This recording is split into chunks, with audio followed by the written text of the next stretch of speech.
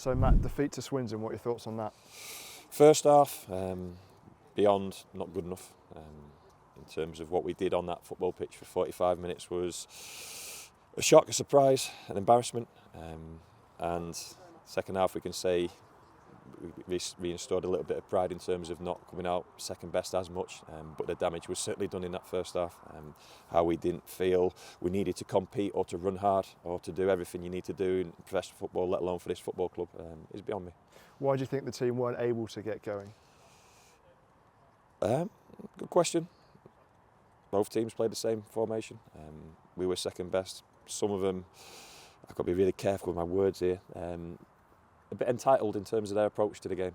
Like they don't have to do the dirty work. We all want to play a perfect game. We're not good enough to do that. Those players aren't good enough to do that.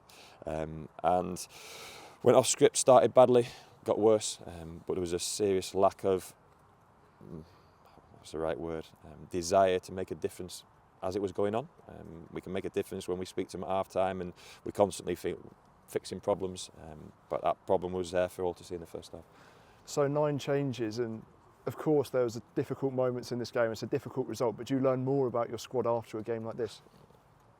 Yeah, I think everyone's learnt a little bit about those players on the pitch tonight, where we are squad-wise. Maybe why not getting the opportunities on a Saturday which they feel they deserve. Game always tells you the truth. We had to make those changes, and even the ones who have played and have featured came off with injuries, which compounds it. Great to get Taylor Moore back on the pitch for some more game time and Willow towards the end, but yeah, it's pretty clear in terms of where I want to work with, or who I want to work with, and now I need to just narrow the focus a little bit and stay clear from peripheral noise and distractions. So if anything then, is that disappointment that it looks like we've got really good squad depth, but sometimes things like this are really difficult? You've got to be careful saying that. We have to be careful saying we've got good squad depth. We have to. Because we got beat by Cheltenham reserves the other week. No one saw it. We got beat 4-0 in the first half tonight, so we've got to be really careful saying we've got really good squad depth. We've got to be careful in terms of how we see this squad. We have to understand where it's at and what it needs, and where we're a little bit short of, and where we need to improve. But the one fundamental and the one non-negotiable, whether you're alone, a young, a senior player, is you run and you compete.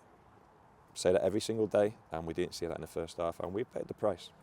So a break in games now, but the next one is in League One, where you've had back-to-back wins, and hopefully you can bring more of the players that you want to play into that team. Can you gain confidence from that they can now prove themselves? Yeah, I think we learnt, certainly going into the Charlton game, who's in the right place physically, mentally, who can do a job, who can do what's needed on the pitch, and we followed it up with the Burton game, certainly the second half performance.